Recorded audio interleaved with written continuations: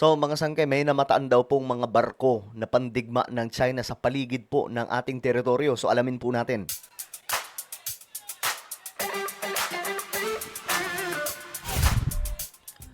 Okay guys, may balita po tayo mga sangkay na bigla daw pong nagparamdam itong puwersa ng China sa West Philippine Sea habang nagsasanay po, nagkakaroon po ng military exercise ang Pilipinas, Amerika at iba pang mga bansa. Alamin po natin yan. Anyway, bago tayo magtuloy-tuloy sa mga hindi pa po dyan nakakapag-subscribe sa ating YouTube channel, makikita nyo po yung subscribe button sa baba ng video na to. I-click nyo lamang po yung subscribe, i-click ang bell, at i-click nyo po yung all. Sa mga nanonood po sa Facebook, i-follow nyo po yung ating Facebook page. Okay, alamin po natin ito kasi umiinit na naman po yung sitwasyon, no? Medyo kumalma na to eh. Tapos eto na naman. Tingnan po natin. May mga barko na naman ang China na namataan sa gitna ng pagsasanay ng Philippine Navy. Kasama ang puwersa ng Amerika at Australia. Nakatutok si JP Soriano. Okay. So, sanib puwersa ito. Merong Amerika at Australia na kasama dito ng Philippine forces. Mula sa himpapawid, makikita ang sabay-sabay na paglalayag ng mga Navy ships ng Pilipinas, Amerika at Australia para sa ika-14 na Multilateral Maritime Cooperative Activity sa isang bahagi ng West Philippine Sea. So, nagpakita ng puwersa ngayon yung US, United States of America, Australia at Pilipinas sa ating teritoryo, mga sangkay sa West Philippine Sea. So ngayon, habang ginagawa nila ito ang nangyari. Pero habang idinadaos yan, namataan din sa West Philippine Sea ang dalawang PLA Navy ship ng China. These were People's Liberation Army Navy warships. We communicate with them, but they did not challenge us. Hindi naman ito lumapit pa sa mga barko ng US at Australia at nasa safe distance naman. Pero ayon sa tagapagsalita ng Armed Forces of the Philippines, basically, no, these are illegal presence in the area. So, as this was observed, this is going to be submitted to the proper agency accordingly. wala pang tugon ng Chinese Embassy sa Pilipinas kaugnay sa pahayag ng AFP.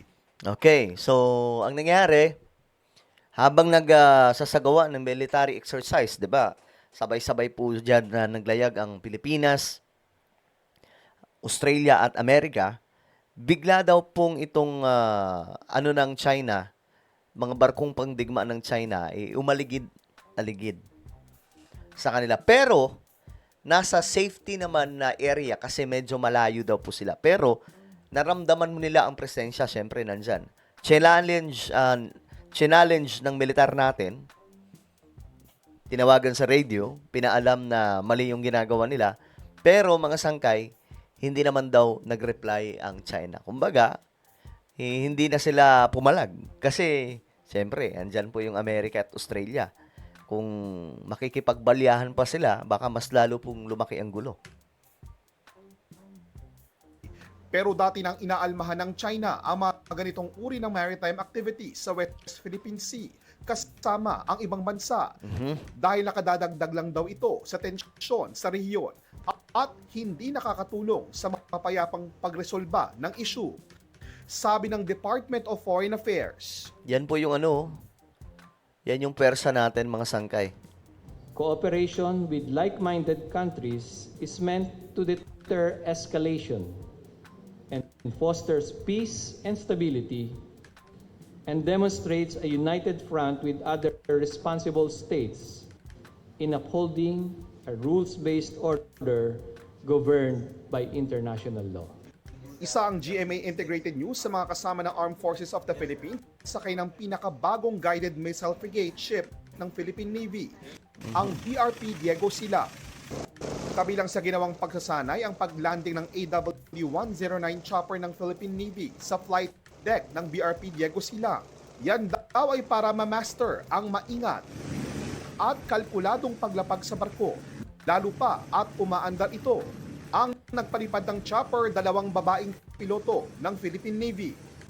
At mga kapuso, habang approaching po tayo sa mismo mismong area na pagdarausan ng activity sa may southeastern portion ng Bahao de Masinloc dito sa West Philippine Sea.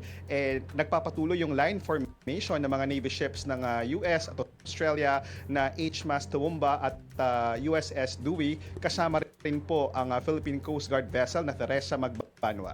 Isa rin sa mga pinakamahalagang bahagi ng pagsasanay, ang drill kung saan pumaligid ang mga Navy ships ng Australia at Amerika sa BRP Diego Silang. So parang no? Parang ang dating naghahanda po tayo sa posibleng digmaan. Just in case na maganap po ito, mga sangkay. Ayun na nga, ito nga po yung fear, no, ng mga, of course, yung mga Duterte. Sinasabi po nila na hindi po pwedeng gawin ito ng Amerika sa ating teritoryo kasi baka magkaroon ng malaking digmaan. Pero mga sangkay, may punto naman sila. Pero hindi din po pwedeng pabayaan natin ang ating teritoryo. Alam niyo, pinaglaban po ito, itong ating bansa. Pinaglaban po ito ng mga bayani natin, mga naunang bayani, di ba, ng Pilipinas. Tapos tayo, isusuko na lamang po natin ng ganun na lamang yung ating sariling teritoryo. Ay, ako mga sangkay, ayoko sa US. Alam po natin ang Amerika, mga sangkay, kung gaano katuso ang mga yan. Gaano katindi, mambaliktad ang mga yan. Ilang beses na po tayo pinahamak ng Amerika. Pero sa ngayon, since ang China, sila po yung gumagawa ng ingay dyan ng panggugulo, panghihimasok sa ating teritoryo, mga sangkay, hindi po pwedeng pabayaan natin yan. At since andyan yung US, at dyan yung iba pang mga bansa, hindi po dapat tayo mag-alala. Okay? Ang tingin ko naman, mga sangkay, hindi gagawin yan ng China. Hindi naman tanga ang China. Andun yung nahigipag-angasan sila. Pero tingin ko hindi nila gagawin yung makipagdigma. Kasi kung nakapunta na kayo sa China, masasabi niyong malabo sila makipaggera. Kasi nga po, ang ganda ng kanilang bansa. Kapag ginawa nila ang pakikipaggera, pare-pares talo yan. Especially ngayon na may mga nuclear na. Wasak yung China, wasak ang Amerika, wasak ang kahit na anong bansa ang mangyayari, pare-pares talo. 'Di ba? So ngayon, mga sangkay, kailangan po talaga natin na ipaglaban ang sariling atin. Huwag tayong porket malakas ang China, papanig na tayo sa China. Wala tayo dapat panigan dito, Amerika at China. Dapat pro-Philippines po tayo. O yung division tactics, maneuvering exercises. Pagsasana ito para sa isang senaryo na kailangang tulungan at protektahan ang barko ng Pilipinas. Sa isang punto, sobrang naglapit pa ang HMAS Toowoomba sa BRP Diego Silang na bahagi ng replenishment at sea exercise. Range to bridge wing 150 yards. Alam niyo, kaya sinasabi nila ang West Philippine Sea daw talaga magiging war zone just in case sa magkakaroon po ng digmaan. 150 yards. Ang importanteng takeaway ko dito is in terms of division tactics, specifically maneuvers. Hindi tayo nahuli. Actually, we were abreast sa ating mga partners at kung hindi man tayo nahuhuli, kasabay na natin siya. Matatanda ang nagkaroon na ng mga insidente ng pagdikit at pagbangga ng ilang barko ng China sa ilang barko ng Philippine Coast Guard. Para sa GMA. Okay, so ayan mga sangkay, no? Ano po ang inyong opinion? Nagsanib puwersa po ang mga malalakas na bansa, USA and Australia, kasama po ang Pilipinas sa West Philippine Sea. Comment down below. Meron tayong YouTube channel. Ito po ay Sangkay Revelation. Hanapin nyo po ito ngayon sa YouTube. Kapag nakita nyo na, i-click nyo po yung subscribe, i-click ang bell, at i-click nyo po yung all. Ako na po ay magpapaalam. Mag-iingat pong lahat. God bless everyone.